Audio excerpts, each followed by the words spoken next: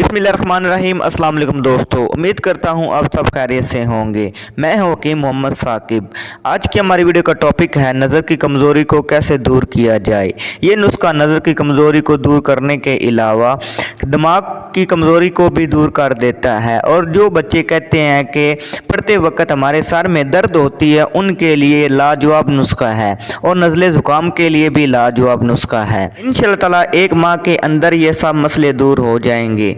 Video शुरू करने से पहले हमारे चैनल को सब्सक्राइब करें और साथ ही बेल आइकॉन को दबा दें ताकि हमारी नई आने वाली वीडियो का नोटिफिकेशन आपको मिल सके। तो चलते हैं वीडियो के टॉपिक की तरफ। आपने 6 चीज़ें लेनी हैं तो नुस्खा नोट फरमा लें। मगज़ बादाम आपने 50 ग्राम लेने हैं, सौंफ आपने 50 ग्राम लेने हैं, अस्तखदूस आपने 50 ग्राम लेना है, धनिया खुश्क आपने 50 ग्राम लेनी है, कास आपने 50 ग्राम लेनी है, फल सफ़ेद आपने 50 ग्राम लेना है। तरकीब तैयारी।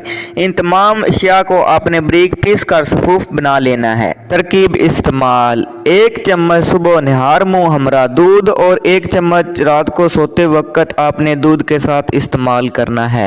इंशाअल्लाह ताला 1 महीने के अंदर अंदर नज़र की कमज़ोरी दूर हो जाएगी। अगर दिमाग की कमज़ोरी होगी वो भी दूर हो जाएगी और दिमाग कंप्यूटर की तरह काम करने लग जाएगा।